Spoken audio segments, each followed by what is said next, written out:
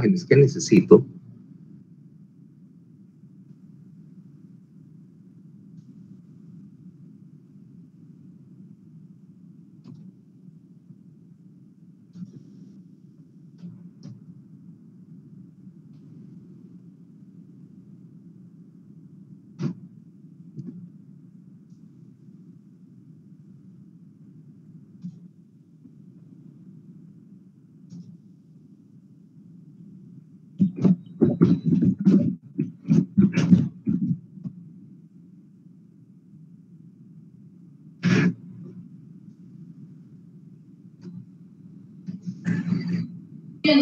Buenas tardes, doctor.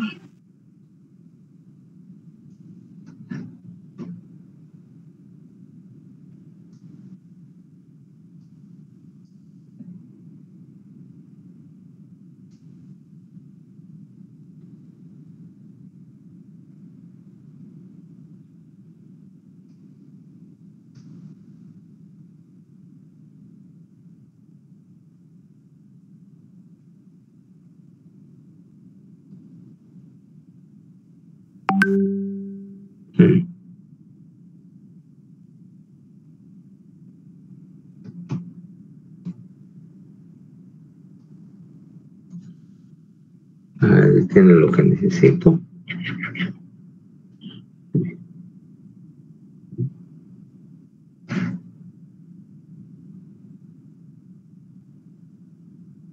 No.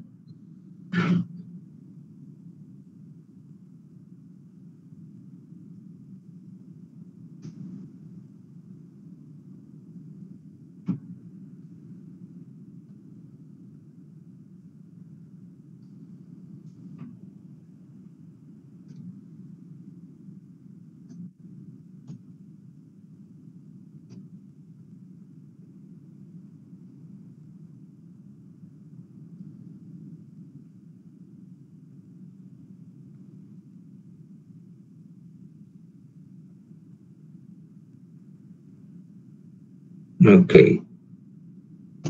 Bueno, a ver quién está. Ah, listo.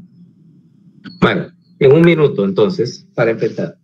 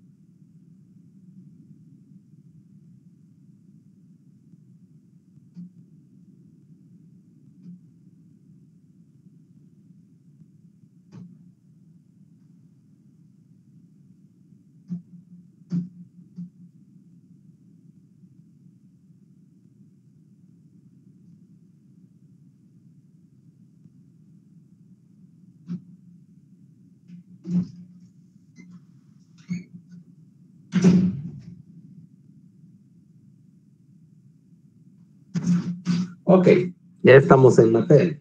Entonces, veamos qué tenemos hoy. Para aquellos que antes de que hagan la pregunta, el video de neurotransmisores, sí, lo tuve que volver a subir. Lo voy a dividir en dos partes. Una parte ya subió, ya la subí. Solo la voy a poner pública ahorita.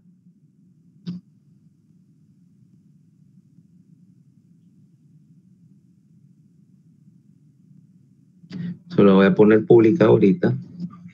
Y el, ¿cómo se llama? Live. ¿Dónde está?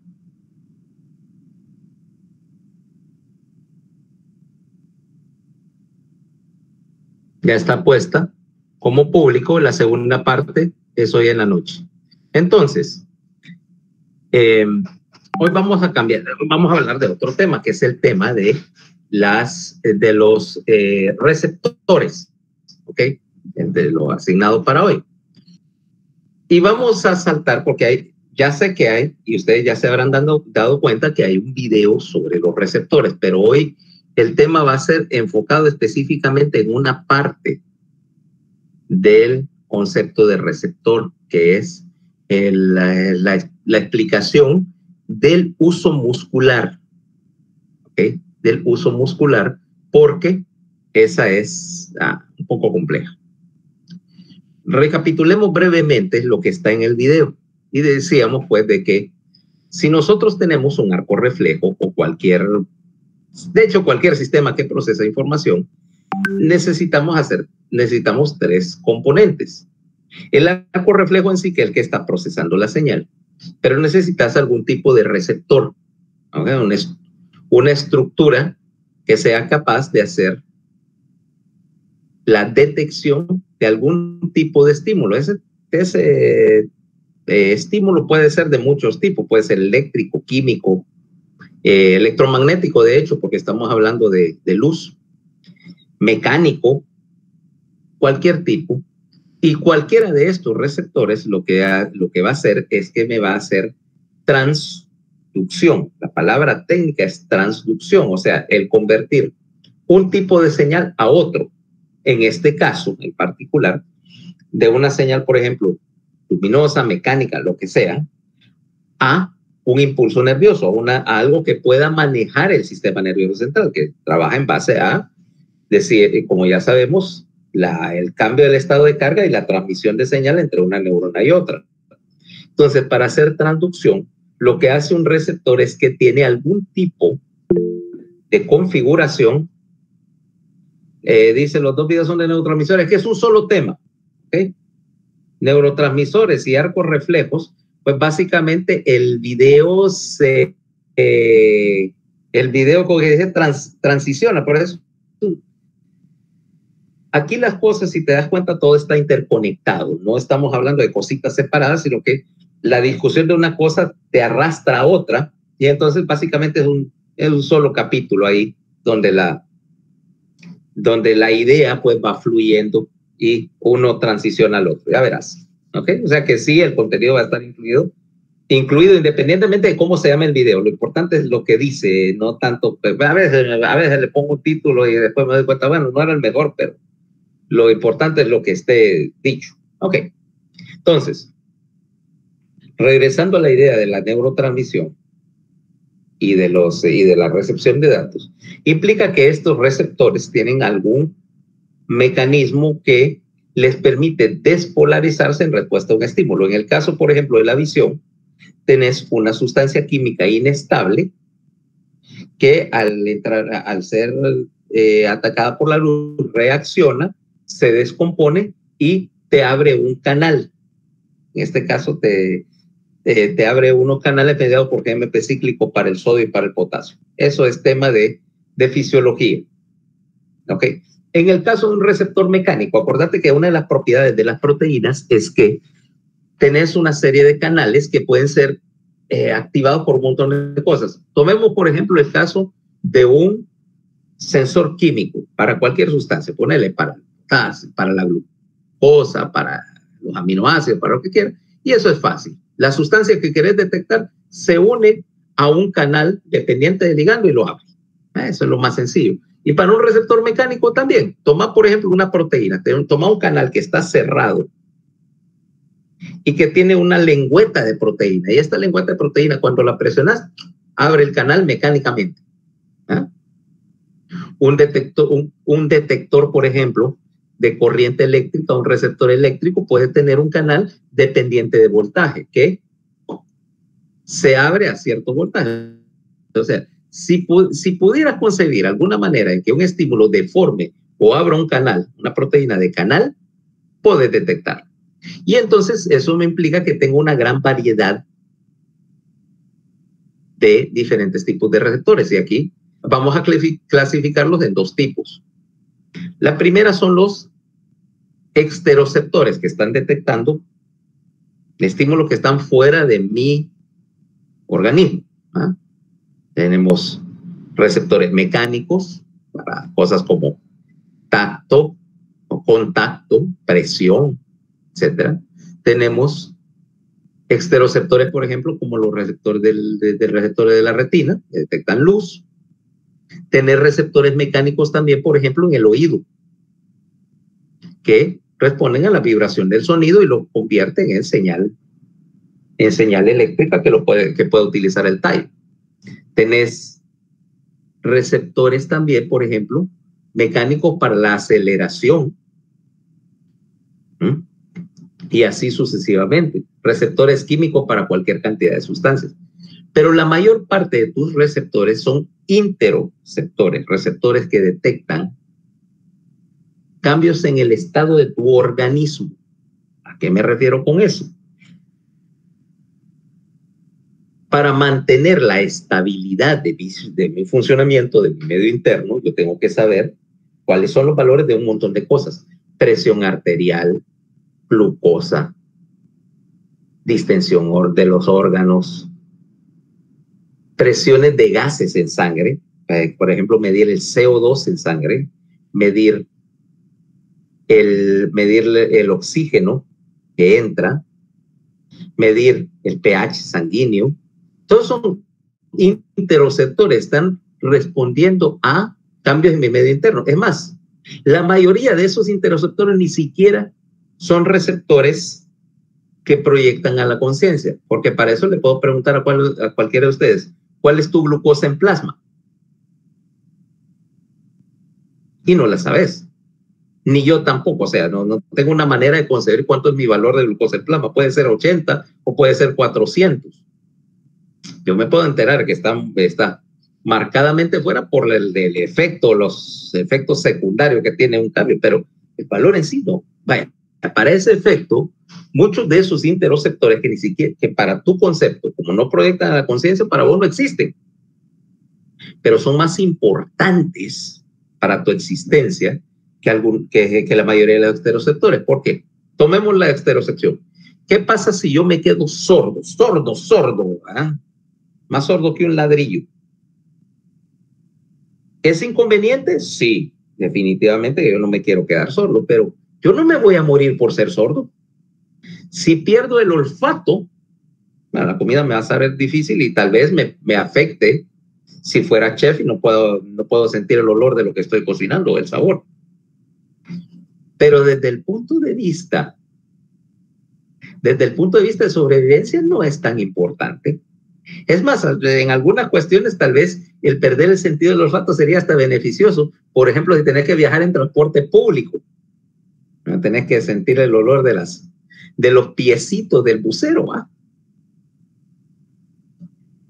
O sea que son inconvenientes, pero no gravedad. Ahora, ¿qué pasa si fallaran mis sensores de oxígeno, los dos sensores internos de oxígeno que tengo en la bifurcación de la carótida, o el sensor de CO2 que tengo en el golfo de la vena yugular? ¿Qué crees que va a pasar? Si no tenés detección del aporte de oxígeno al cerebro. Se va a morir. Te morís. Porque yo necesito calcular el aporte de oxígeno al cerebro para mantenerlo constante. Y lo hago mediante un mecanismo bien sencillo. Yo estoy midiendo cuánto oxígeno está entrando por la circulación arterial. Mido cuánto CO2 está saliendo como producto del metabolismo cerebral. Y hago la resta de los dos. Oxígeno menos CO2 me tiene que dar un valor que sea de preferencia ligeramente positivo. ¿Okay? Si es negativo, implica que tengo que aportar más oxígeno, modificar toda la circulación para hacerlo. Si es extremadamente positivo, tengo que reducir el aporte de oxígeno, porque tampoco puedo sobreoxigenar el cerebro. ¿Okay? Así como aquella vieja canción de los 70 que dice, love is like oxygen. You get too much, you get too high. Not enough and you're gonna die. Bye. Yo sencillamente opero con un ligero superávit de oxígeno. Sí, y sí, por lo tanto, aunque no esté ahorita consciente de cuánto es ese valor, cuánto es la diferencia de presiones de gases, lo estoy monitoreando constantemente. Entonces, ese tipo de interoceptores va a ser la mayoría de tus entradas al sistema sensorial no consciente, lo que vamos a llamar sensibilidad visceral. Visceral en el sentido de que nosotros definimos visceral no en términos de que es de la víscera, o sea, de las tripas, sino de que no está transportado a la conciencia, de que lo que es transportado a la conciencia, que es su opuesto, que es somático, es aquello que me da la representación de mi exterior, de mi ambiente y del estado de mis diferentes partes. Entonces, incluso los interoceptores, pues lo puedo clasificar tanto intero como exteroceptores de acuerdo a la modalidad que están manejando. Y los voy a clasificar primero receptores mecánicos para cosas como el contacto, la presión, y uno que es el que vamos a tratar hoy, que es la propiocepción, o sea, la posición, dirección y estado de movimiento de las diferentes partes corporales. Yo sé, por ejemplo, ahorita conscientemente que estoy en posición vertical. O sea, no estoy siendo acelerado, nada me está moviendo hacia un lado. Y que, por ejemplo, ahorita mi cadera está flexionada, estoy sentado en una silla, mis dedos están en tal o cual posición, pero no necesito saber dónde tengo los dedos para saber qué movimiento estoy ejecutando. Si quisiera escribir algo en el teclado de la computadora y mis dedos están acá y no me doy cuenta, estoy escribiendo en el aire, y así sucesivamente. Esos receptores propioceptivos van a ser el núcleo de lo que estamos hablando ahorita. También tenés, por supuesto, receptores electromagnéticos. En el caso del humano solo tenemos uno, que es los receptores visuales. Otras especies sí tienen detectores electromagnéticos. En particular, los peces tienen un órgano, que es unos receptores que llaman las ámpulas de Lorenzini. Sirven para detectar el cambio en el flujo electromagnético que te produce un cuerpo en el agua. Vaya, ponerlo así. Imagínate que estás, vos decís, ¿por qué en el agua se lo puedo ver? Sí, pero el problema es que no todos los peces viven en agua clara y cristalina. Te das como de playa, de das fotos de la playa, la agencia de viajes, que el agua es transparente. Pero hay peces de río que viven en ríos chucos, en charcos. Y estos tienen que detectar si hay depredadores. Ahora, un objeto que se mueve en el agua causa un flujo electromagnético, una alteración en el campo magnético del charco. Mientras más grande es, obviamente más grande el disturbio que hace, ¿va? Imagínate un pez y de repente sea algo gigante moviéndose. Puede ser un tiburón o puede ser un barco. Imagínate, el barco metálico genera una corriente electromagnética, lo detecta y dice, bueno, aquí esto es un objeto grande acercándose a mí, mejor me pierdo. Entonces, electromagnetorreceptores. Las aves, algunas de las aves, por ejemplo, las palomas o los gansos, esos que migran hacia el sur en el invierno, tienen un sensor magnético en el diencéfalo que detecta el campo magnético de la Tierra, o sea, literalmente es una brújula. Por eso pueden volar de noche o en un cielo nublado cuando no hay referencias visuales al sol o a la tierra o sobre el mar, donde no hay ningún tipo de referencia externa, y ellos utilizan su brújula interna para viajar. Y estamos hablando de que migran, no sé, de Canadá a Sudamérica son 6,000 kilómetros y lo hacen sin error. Bueno, al grado que llegan al mismo pueblo, al mismo nido que dejaron el año anterior. O sea, electromagnéticos. Tenemos obviamente termorreceptores, Termorreceptores, su nombre lo explica. Tenemos quimiorreceptores para un montón de sustancias, tanto en el medio externo, por ejemplo, el olfato con la detección química. Bueno, esto no huele nada, pero el gas, creo que sí. Así, huele y feo. Quimiorreceptores o para el sentido del gusto y para toda la detección de todas las diferentes concentraciones de sustancias químicas que monitorean. Y por último tenés nociceptores, receptores de daño. En otras palabras, los receptores, por ejemplo, los receptores para el dolor. Ahora, dentro de todos estos receptores, quiere decir que la activación de uno de ellos me va a generar algún cambio en la polaridad de su membrana, es lo que llamamos potencial de receptor. Y la generación del potencial de receptor implica una serie de limitaciones, en particular con dos conceptos, el de la sensibilidad y el de la especificidad de un receptor. Sensibilidad es porque vos tenés que poner ciertos límites a lo que puede detectar un receptor. Pongamos, por ejemplo, el caso del oído. Si la sensibilidad se da a los extremos, ¿qué pasa si ahorita, por ejemplo, yo estoy hablando y la intensidad del sonido o el nivel de sonido, de presión de sonido que está en tu, o por lo menos aquí en mi grabadora, dice 64 decibeles, el volumen de una conversación normal. El límite de la audición, el límite inferior, es de unos 10 decibeles. ¿Ok? Pero ¿qué pasa si yo, y cosas muy ruidosas, pues son valores más altos? Ponele que un receptor, digo que un concierto de heavy metal, pongamos uno bien ruidoso, y una banda muy ruidosa, por ejemplo, Motorhead. Cuando tocaba Lemmy, el volumen en la primera fila andaba por los 120, 130 decibeles. Subían el amplificador a 11. O estás parado frente a la turbina de ahora son más silenciosos, de uno de los motores más viejos, puede ser yo, de un 727. Eran re escandalosos. O un A37, un motor de avión escandaloso, de esos que te duele la cabeza a los pocos minutos de estar cerca de él. Eso es así 130 decibeles. Ahora veamos qué es. Suponete que tenés un receptor para el oído bien poco sensible y que empieza a reaccionar a los 100 decibeles. Quiere decir que vas a oír muy pocas cosas. Que, por ejemplo, una conversación como esta no la oirías. Y las únicas cosas que oirías que serían cosas como conciertos de avión, taladros rompecalles o ¿cómo se llama? O explosiones. Quiere decir que no oirías, estás cruzando el pito de la calle y esencialmente estás sordo.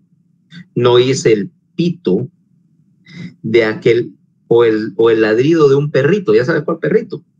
Perrito plateado que tiene una mula de rastra atrás y no oíste que el rastrero te está pitando, vos seguís cruzando la calle y te dejó hecho estampilla. Mala idea, ¿no? Pero, entonces hagamos el receptor más sensible. Me vas a decir, ok, si te dije que tus receptores empiezan a funcionar como los 10 decibeles, voy a aumentar la sensibilidad 20 decibeles más, o sea, a lo que sería menos 10 en la escala. Como es una escala logarítmica, lo hace 100 veces más sensible. ¿Crees que oirías mejor si yo hago tu oído más sensible?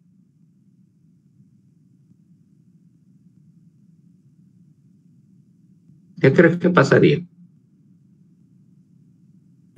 Escucharíamos cosas que no debemos escuchar. Ok, lo que vas a escuchar es lo siguiente. Permanente, 24/7. Brum, brum, brum, brum, brum, brum, brum, brum. El latido cardíaco. Por aquí pasa una arteria, ¿va? La temporal superficial. Y cada vez que hay una pulsación de sangre por la arteria, va a ser 80 veces por minuto, todo el día. Ok, cada vez que te querrás mover, vas a oír los músculos moviéndose en las fascias, rozando contra las fascias. O sea que va a ser un concierto ahí, todo el día. Y esos sonidos no te van a dejar escuchar todo lo demás, te van a estar enmascarando con el latido cardíaco sonando acá. pum, pum, pum, pum, tamboreando dentro de tu cabeza todo el día, no vas a poder oír conversaciones, o sea que tampoco puede ser muy sensible. Ese es uno. Dos, el problema de la especificidad. La especificidad implica que yo quiero que un receptor solo sea sensible a una cosa. ¿Qué pasa si tus receptores de tacto, de contacto, de presión, empezaran a ser estimulados cuando cambia la temperatura? El resultado es que yo voy a generar una confusión. Yo no sé si ese receptor está estimulado porque estoy tocando algo o porque se está calentando el ambiente. ¿Cuál es cuál? Y créeme que tener una confusión entre lo que estás tratando de detectar es peor y mucho peor que no detectar nada, porque es mejor no saber que estar confundido. Ok, o problemas más grandes. ¿Qué tal si tus receptores de dolor son estimulados por el tacto ligero y hago esto y te causa dolor? Básicamente te va a ser imposible cualquier tipo de medición sensorial coherente. Por lo tanto, un receptor es específico. Si es para detectar una cosa, debe detectar esa cosa nada más. Ok, ahora, una vez que lograste hacer eso y que lograste generar un potencial de receptor y pasarlo al sistema nervioso central, pues entonces ya tenés las bases para recibir información, ya sea de adentro o de afuera. Y aquí es donde entramos y el tema de receptores acá se va a referir al sistema de receptores cutáneos y musculares. Los receptores para la visión o para el receptor auditivo y otra serie de olfatorio, los sentidos especiales, los vamos a ver en los capítulos respectivos, ¿ok? Porque si no esto se convierte en algo demasiado complicado y largo, ¿va? Entonces vámonos con los receptores cutáneos. Y voy a abreviar un poquito acá y vamos a clasificarlos en dos tipos: encapsulados y sin cápsula. La cápsula y el receptor tienen orígenes conocidos. En un receptor, originalmente la base del receptor es que tiene que haber una fibra nerviosa conectada a él. Y las fibras nerviosas, decimos sensitivas, van a ser de dos tipos: fibras A y fibras C. Las fibras A tienen cubierta de mielina, la fibra C no. Y como ya sabemos, la cubierta de mielina me afecta muchísimo la velocidad de conducción. Entonces, unido a este receptor, puedo tener solo la terminación nerviosa libre, que es el receptor más simple, el cual es una fibra nerviosa, ya sea una fibra A delta para ser más específico, o una fibra C. Y estas fibras A delta o fibra C se ramifican en un tejido y me están detectando algo. Ahí tengo un montón de variedades. Tengo fibras sensibles a la temperatura, tengo fibras sensibles a la detección química, tengo fibras sensibles a la deformación mecánica, tengo fibras para dolor. Todas son del mismo tipo, pero cada modalidad sensitiva tiene su propia población de fibras adaptada para detectar una y una sola cosa. Lo mismo con la fibra C. Ahora, el problema con la terminación nerviosa libre es que yo necesito a veces modificar o modular su sensibilidad o el rango en el cual es detectable. Entonces tengo que agregar una célula sensorial. Aquí es donde entra toda la composición de los demás receptores, donde ya hay algún tipo de célula. Una fibra nerviosa que se distribuye entre estas células o que llega a ellas de alguna manera y y esta célula, al deformarse o al ser estimulada, estimula a la terminación nerviosa libre que transduce la señal. Caso, por ejemplo, ahí tenemos el receptor de Merkel, que no es encapsulado, que tiene una célula grandota llamada la célula de Merkel, alrededor de la cual se distribuye la fibra nerviosa. De ahí, el problema es que eso, aún así, agregar una célula de Merkel o su equivalente, no me resuelve siempre el problema de la sensibilidad ni el problema del cambio de la modalidad o de la especificidad de una modalidad sensitiva. Y ahí es donde agrego una cápsula. Bueno, corrijo, antes de hablar de eso. La célula sensorial puede venir de dos orígenes. La primera es que sea una célula de la misma piel modificada, caso por ejemplo de la célula de Merkel. 2 es que sea una célula de Schwann modificada. Y esta célula de Schwann modificada se vuelve alrededor de la fibra nerviosa y a su vez va a haber afuera de la capa o distribución de la célula de Schwann, vas a tener una cápsula generalmente relacionada con el tejido conectivo de la subdermis, donde está el receptor. Y esta cápsula me modifica las características de respuesta de este receptor.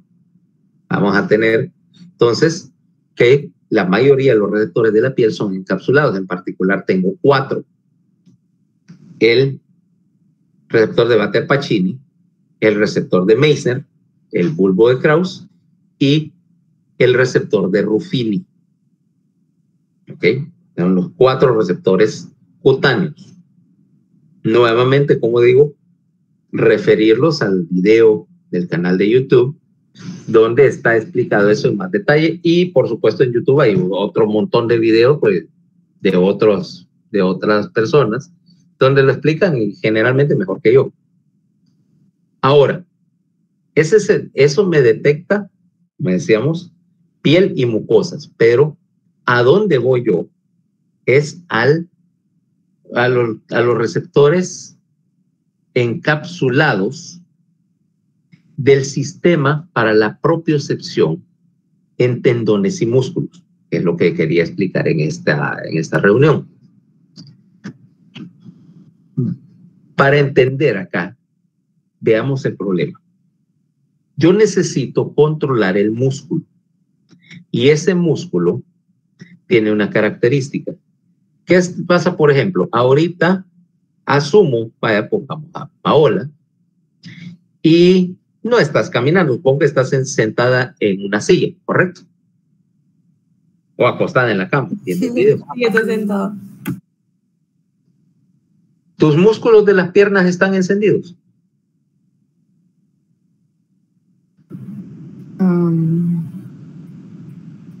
No sé. Digamos, los de la columna sí, ¿no? Los de la columna sí, porque está sentada, obviamente va a mantener la postura.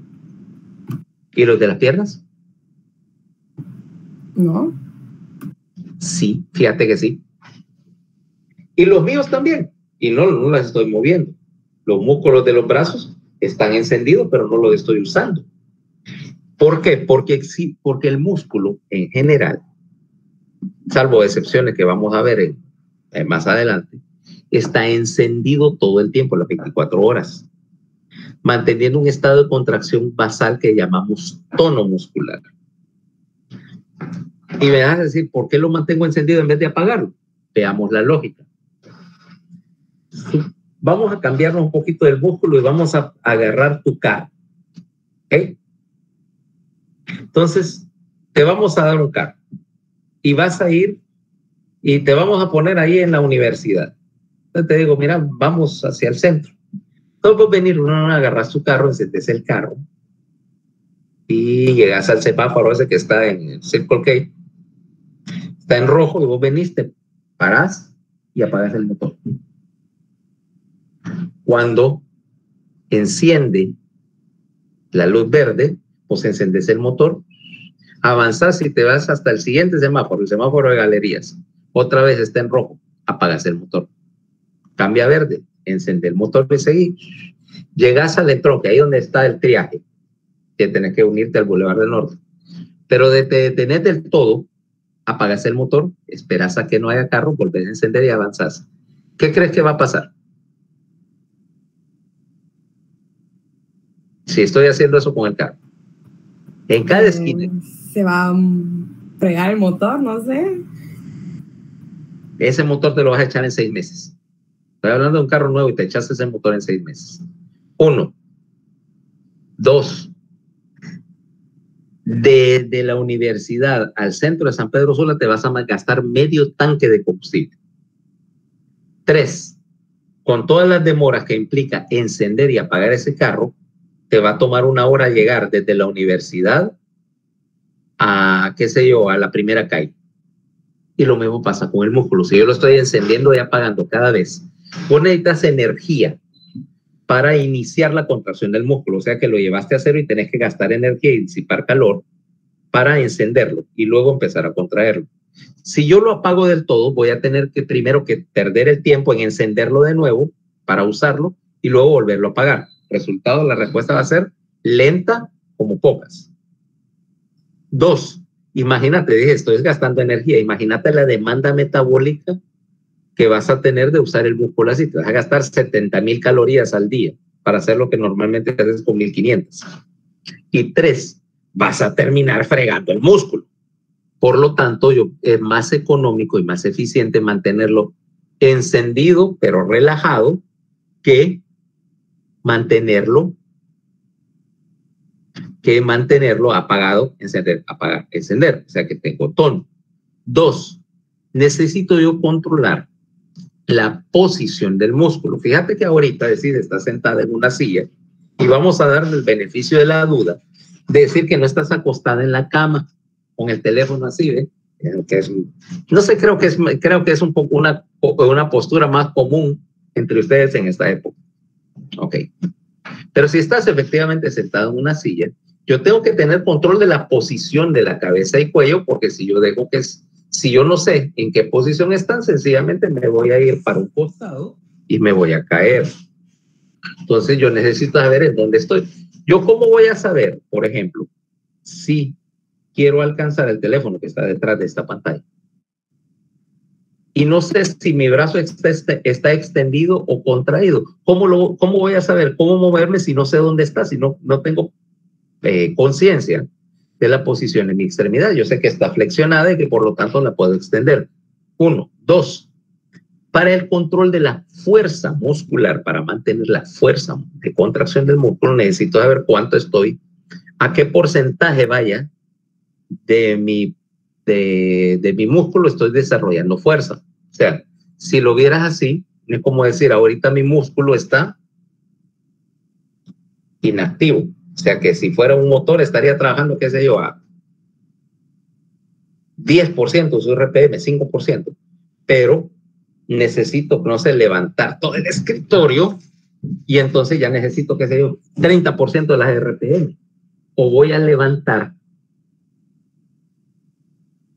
qué sé yo, voy a levantar a mi hermana, que es bien gorda, y necesito el 110% de fuerza muscular para levantar a la tanquetita que tengo por hermana.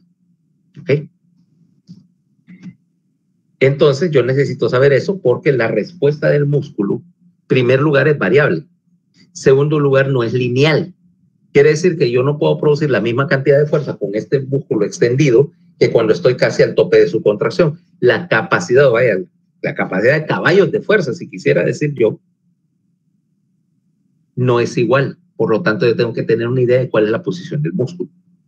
Tanto de la fuerza que estoy realizando, que se mide en forma de tensión sobre los tendones, y 2, de la longitud del grado de alargamiento del músculo. Pues si yo no sé qué alargamiento tiene, no puedo mantenerlo en un punto fijo. Si yo sé que mi cabeza es esta posición y estos músculos tienen X porcentaje de alargamiento, de acortamiento, si yo no sé cuáles son, no voy a saber dónde ponerlos. Y para eso necesito 2 receptores propioceptores especializados. El primero es el receptor tendinoso de Golgi. Este es bien sencillo.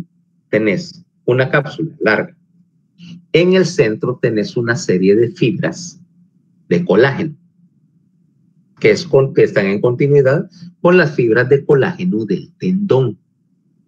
Acordate, el colágeno no es estirable, es rígido.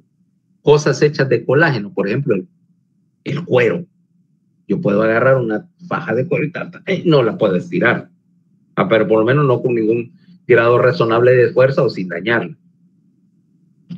Por lo tanto, cuando yo jalo con el músculo, el tendón está a tensión y las fibras del receptor de Golgi también están a tensión. Ahora, estas fibras están intercaladas así, una de otra, y entre las fibras tengo las terminaciones de una fibra nerviosa rápida de tipo A beta.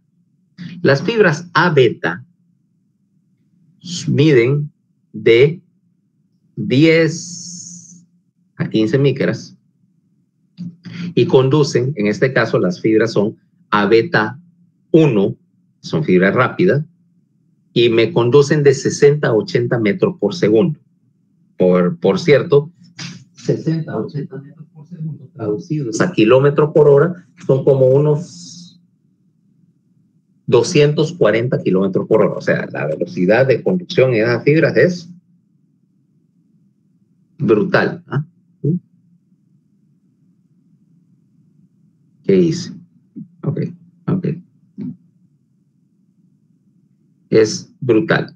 Ahora, estas fibras están enviando información del grado de tensión del músculo, porque cada vez que yo tensiono el tendón y el aparato del sensor de Golgi, las fibras van a ser como las hamacas, se tensan entre sí, se aprietan entre sí y comprimen la fibra A beta.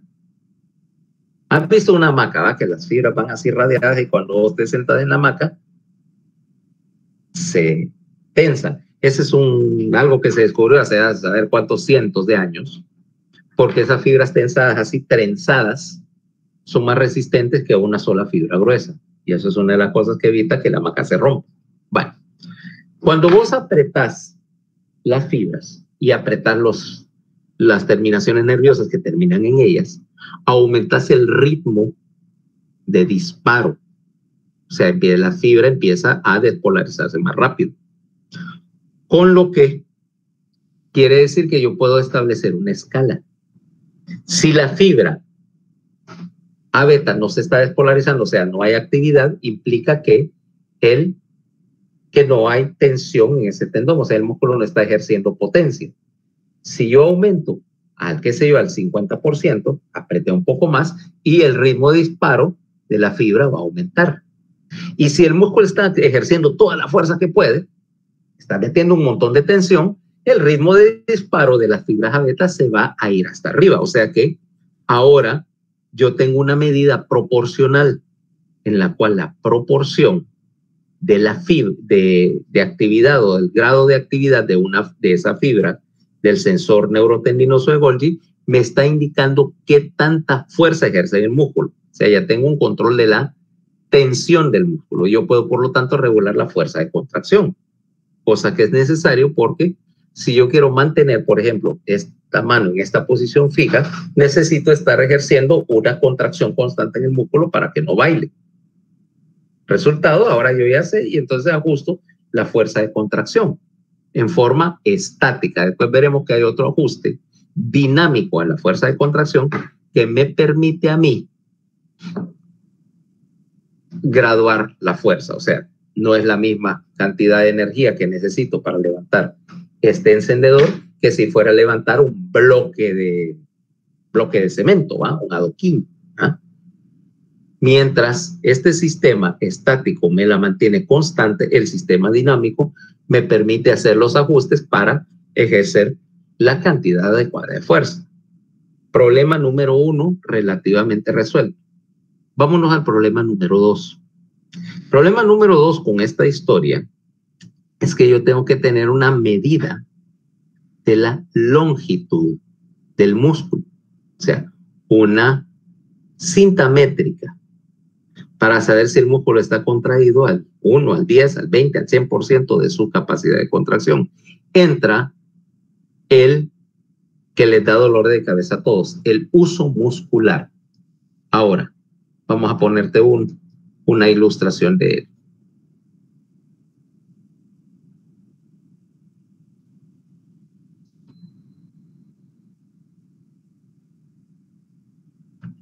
Vamos a ver dónde está.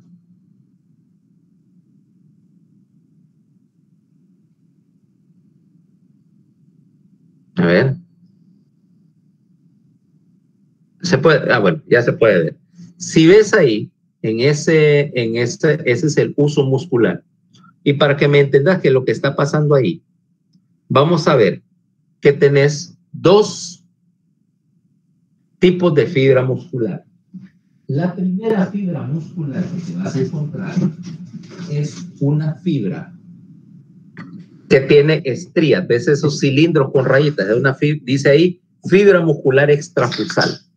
Esa fibra es la que tiene la proteína contráctil de la que se encarga de hacer el trabajo de mover cosas.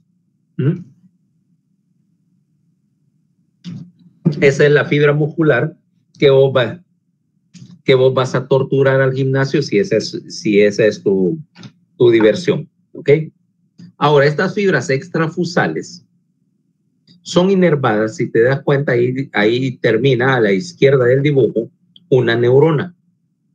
Esa es una neurona motora primaria, una neurona A-alfa.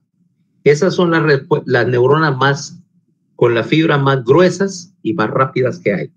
Miden de 12 a 20 micras de diámetro y conducen entre 70 y 120 metros por segundo. 120 metros por segundo, para expresártelo en otra unidad, son 432 kilómetros por hora. O sea, la señal de control al músculo viaja más rápido que incluso que un carro de Fórmula 1.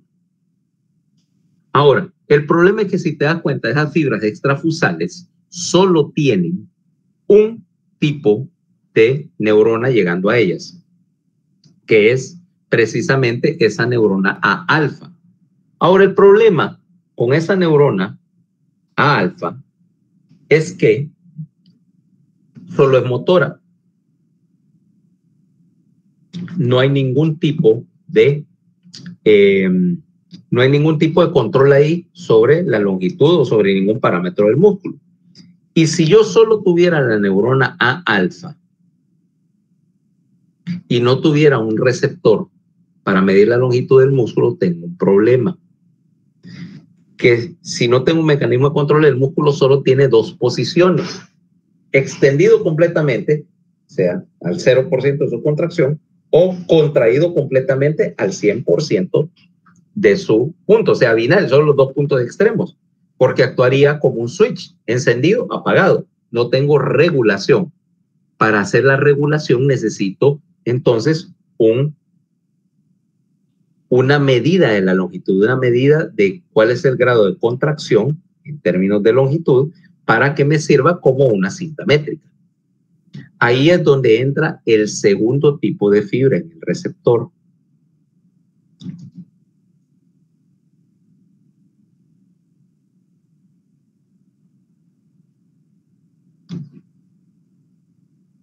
Ahora, ahí, en ese uso ves que intercaladas entre las fibras motoras, y de hecho continuo con ello porque son una sola unidad, voy a tener una cápsula que ahí se ve en blanco y en el interior morado ves que hay una serie de fibritas musculares, dice fibras musculares intrafusales, quiere decir que es músculo modificado. Ese músculo modificado, dentro del uso hay normalmente entre 5 y 7 de estas fibras.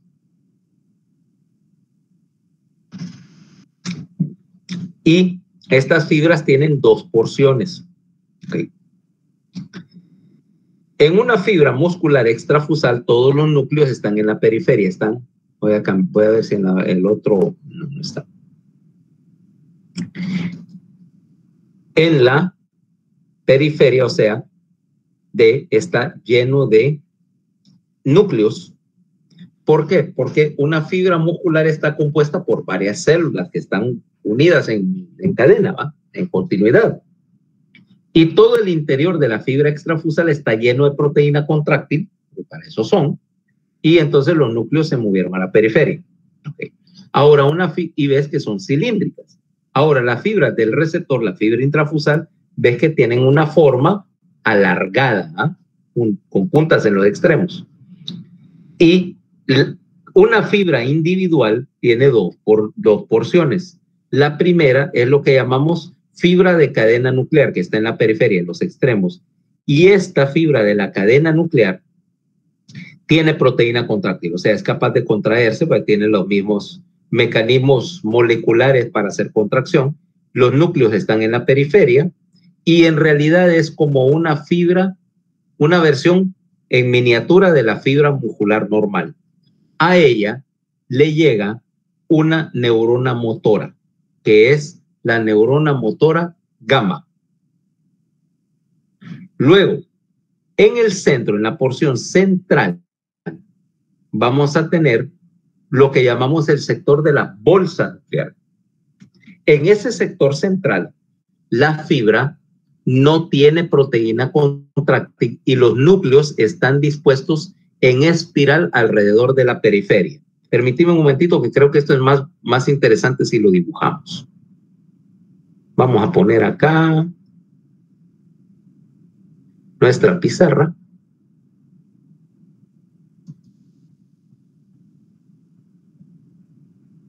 Y vamos a ver, voy a cambiar la presentación para que veamos qué es lo que estamos haciendo.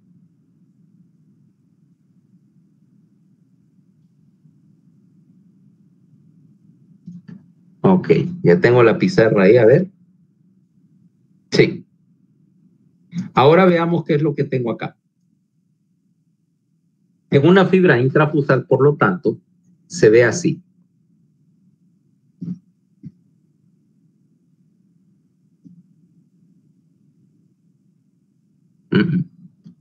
Espérame. Ahí. Una fibra intrafusal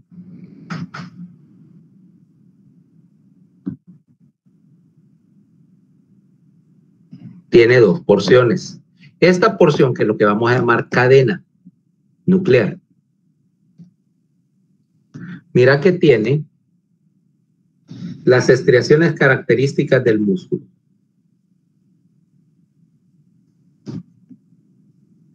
Mira, las bandas esas que representan la superposición de la proteína.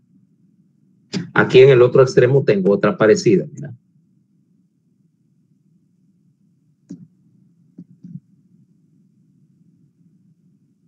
Etcétera. Y tengo núcleos dispersos por la periferia. Núcleo, núcleo, núcleo, núcleo. ¿Ah?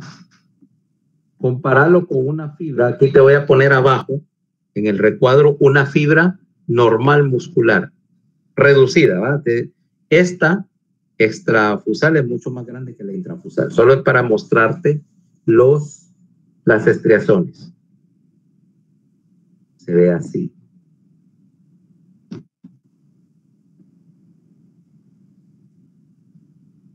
Tienen diferente nombre esas estriaciones, se llaman bandas I, bandas A y bandas Z, y los núcleos están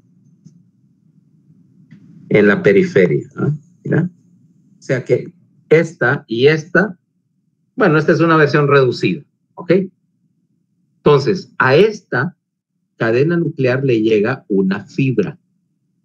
Le llega una fibra motora.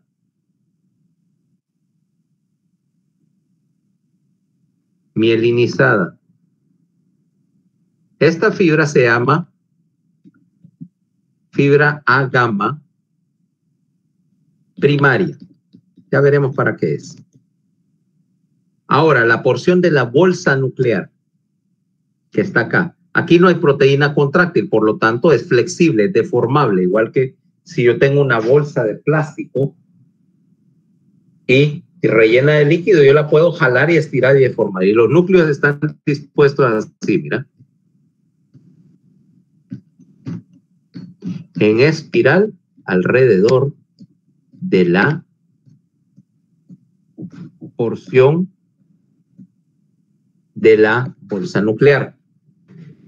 O sea que si yo jalo de los extremos, esta bolsa se va a deformar.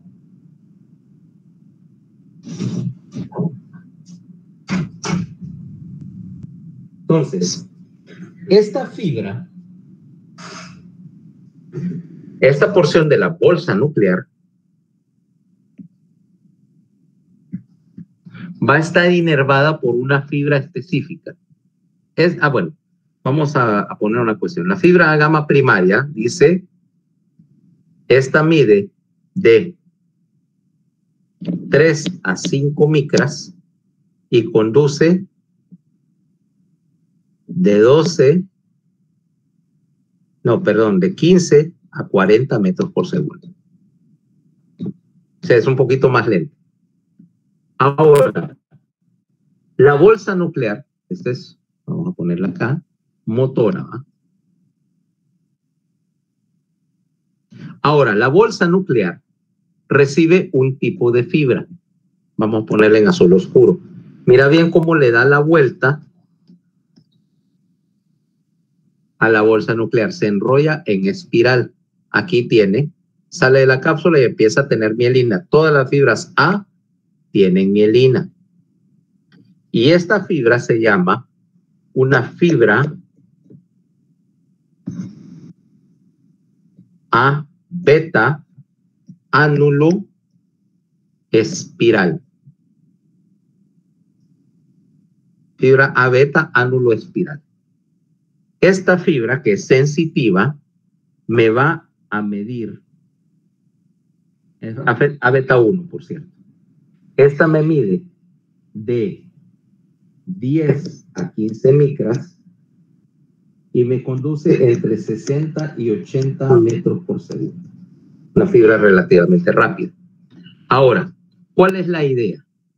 Acordate que esta cápsula está en continuidad con el músculo extrafusal. Aquí, mira, acá, a cada extremo hay un poco de músculo del que tiene estrías y hace fuerza.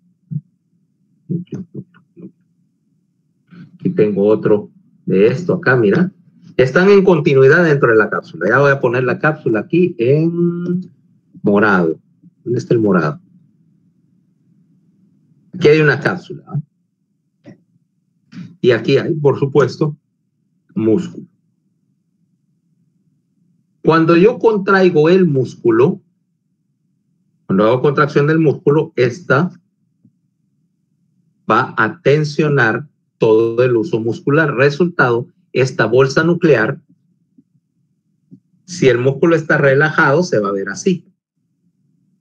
Pero si yo jalo de los extremos, la bolsa nuclear se va a ver así, ¿va? Alargada y afinada, porque no hay proteína que le dé rigidez. Por lo tanto, y cuando la fibra está contraída, digo, cuando la fibra está relajada, mira,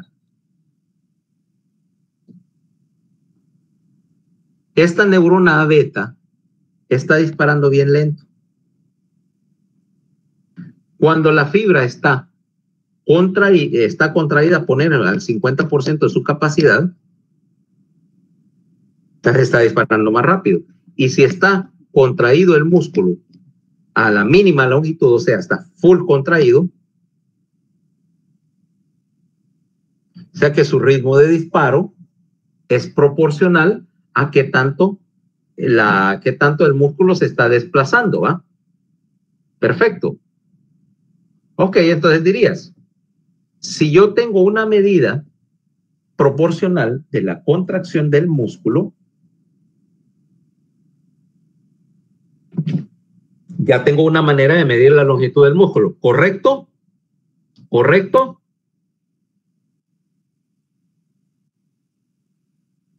Incorrecto. Porque el problema es que esto me da una medida y me dice que la medida, mientras más rápido esté disparando, esto implica menor longitud, o sea, mayor grado de contracción del músculo. Pero para yo tener una cinta métrica o un metro, el metro está graduado, ¿no? Y yo agarro una regla, vamos a ver si debo tener una en el escritorio.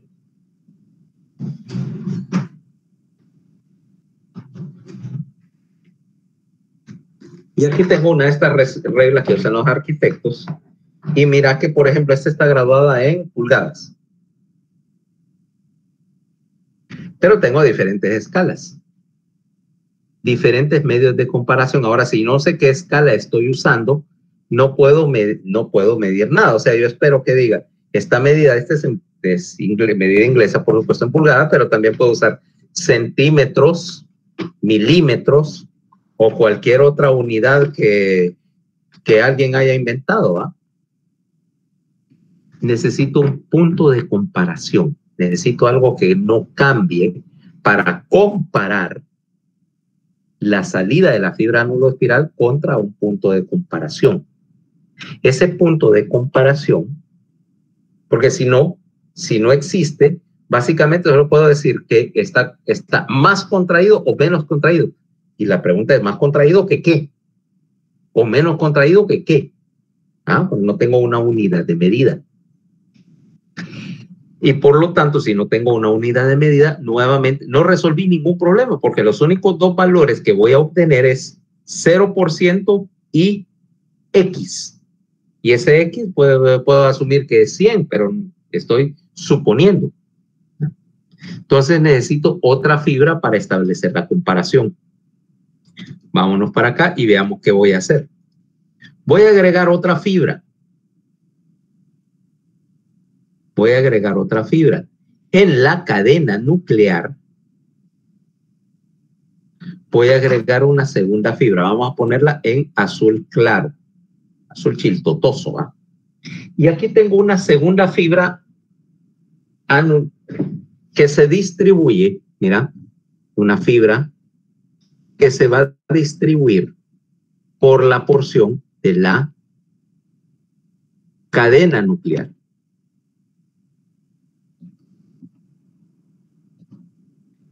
Y ves que literalmente esa fibra se ramifica mucho, es lo que llamamos aquí cuando sale de la cápsula, aquí empieza la mielina. Y esta fibra es una fibra A beta 1 también, pero esta se llama enramillete, porque la manera que termina es así, mira, como una explosioncita de terminaciones, ¿no?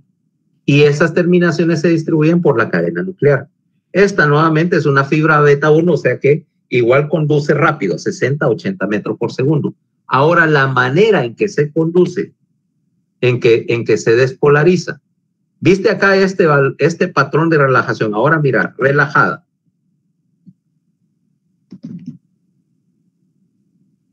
Bien lenta, ¿va? Pongámosla al 50%.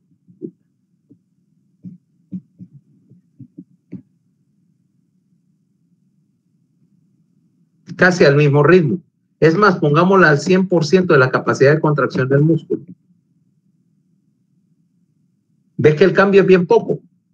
Compara esta con esta y vas a ver que en la fibra en ramillete, en la porción de la cadena nuclear, el cambio en el ritmo de despolarización es casi ninguno. Entonces ahora yo comparo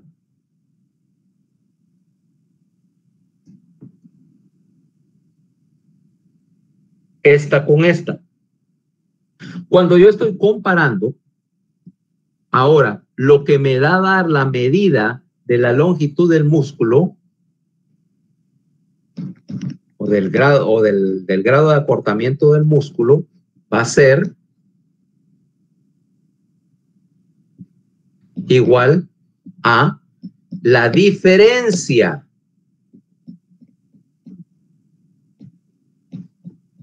en el ritmo de disparo. Cuando el músculo está relajado, las dos fibras están prácticamente disparando al mismo ritmo, o sea, lento. Pero cuando el músculo está bien contraído, la fibra ánulo espiral me está disparando a todo dar, mientras que la fibra en ramillete está siempre disparando lento, está disparando casi a un ritmo constante. Por lo tanto, mientras más es la diferencia entre las dos, más es el grado de contracción del músculo. Asunto resuelto, diría yo. Ok, ahora ya tengo la medida de la contracción del músculo midiendo la diferencia. Y todo está bien. Ok, correcto. Todo está bien. Pues fíjate que no. Fíjate que no. El problema con esto es lo que yo llamo el problema del metro de Hule. Vamos a decir, ¿qué diablo es un metro de Hule? Tomemos a cualquiera. Tomemos, por ejemplo, a a Cristel. Y Cristel se va a ir a medir sus uniformes porque, bueno, volvimos a las clases presenciales y lo primero que vas a hacer es que querés demostrar que estás en clase de medicina y te vas a hacer tus uniformes, de esos trajecitos color morado Barney que están de moda entre los estudiantes de segundo año. El uniforme de la Facultad de Medicina. Miren, no sé ustedes, pero a mí no me hubieran agarrado muerto vestido así. Conste, yo iba normal, camiseta, jeans, una gabachita. Pero ponerme traje de sala de operaciones rojo, morado, no.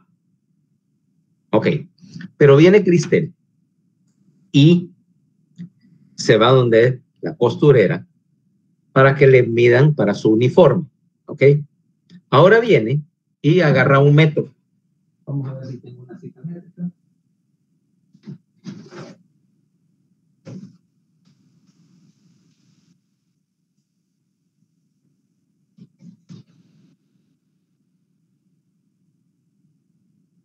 Y la cinta métrica está hecha de este material, ¿eh?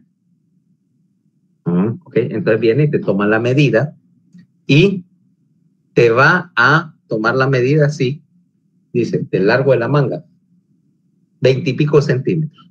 Del ancho acá, ok, 33 centímetros.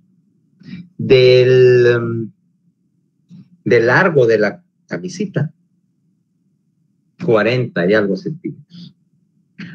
Y te la midió con el metro así, relajado, dice, okay, 40 centímetros. Pero luego se va a cortar el material, la tela, y dice 40 centímetros. Las mangas, 25 centímetros de cintura, 75 centímetros. Entonces vas vos unos días después a recoger tu camisa. ¿Y qué va a pasar con esa camisa, la de Cristel? Se la prueba, pero como la longitud de la referencia cambió, o sea, el metro era de hule, esa camisa de Cristel le va a quedar grande a Michael Jordan o a LeBron James. Alternativamente puede pasar lo mismo. Van y le toman las medidas, qué sé yo, a Benavides y con el metro estirado dice 9 centímetros, 17 centímetros, 14 centímetros.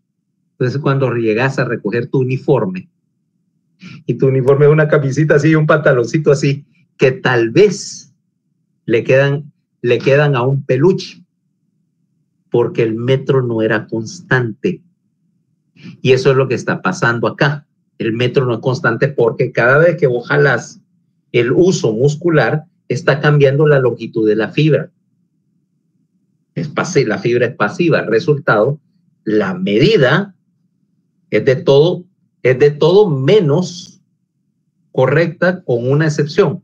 Solo es correcta en 2 puntos, en el 0% y en el 100%. Resultado, lo que yo decía, ok, ya tengo la longitud del músculo constante, pero como la longitud no está estable, entonces empieza a hacer esto, mira, empieza a oscilar, a buscar un punto de equilibrio que solo va a encontrar en los dos extremos y va a terminar yéndose a los dos extremos, 0, 100, 0. Y tu músculo, en vez de quedarse en una posición, coin, entre los dos topes, estás peor que cuando empezaste. Resultado, tengo que hacer una compensación para el hecho de que el músculo está bajo tensión variable. Y ahí es donde meto la fibra que te dije acá. Viste que aquí había una fibra a gama primaria, motora, esta.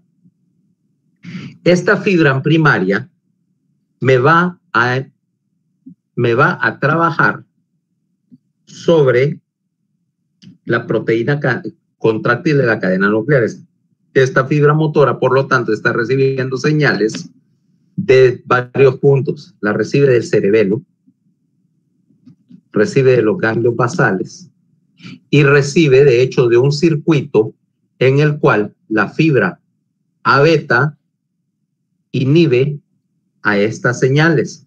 Por lo tanto, cuando el músculo se está contrayendo más de la cuenta, este circuito me para la contracción muscular hasta que se relaje y luego se vuelve a contraer y se vuelve a relajar y me está haciendo un ciclo de retroalimentación. Ciclo de retroalimentación que eventualmente me va a buscar un punto de equilibrio. Por lo tanto, esta fibra me está tensando el uso. Me está manteniendo el uso en tensión y, por lo tanto, ahora el metro ya yo lo tengo en una sola posición. ¿Ah?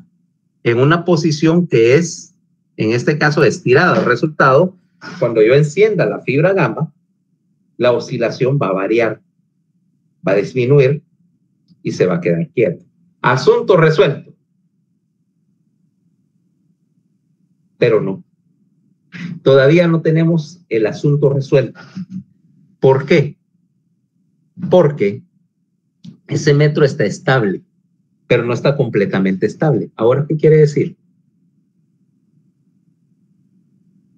Que en dependencia de la actividad del músculo, este está tenso, pero está oscilando, está vibrando. Y entonces es como que tuviera un metro, una cinta métrica, pero que las marcas no están igualmente espaciadas. No están igualmente espaciadas. Por lo tanto, yo tomo la medida de una manga de la camisa de Cristel y aquí me da 11 centímetros y aquí me dio 12.5 y aquí me dio 45 centímetros y aquí va a retirar 44. No, si ya vamos a terminar. Sí, vete a tu examen. De hecho, esta cuestión vamos a repasarla mañana. Solo voy a terminar en 5 minutos y después enviarle el dibujo para continuar sobre lo mismo. Entonces, como yo estoy jugando con la longitud, ahora, ¿qué pasa, Cristel? Si yo te hago una manga de 11 centímetros y la otra de 12.5, va a parecer camisa de trompetista, ¿va? Que los trompetistas tienen una manga más larga para la otra, están haciendo así. Trombonista, perdón. Y que un lado de la camisa es más largo que el otro, entonces la camisa te quedó toda jalada, así, toda torcida. Y ahí es donde viene el asunto del que hay que introducir una segunda corrección a la fibra gamma, porque no hay algo que no te he terminado de explicar. La fibra gamma primaria motora te trabaja así, mira,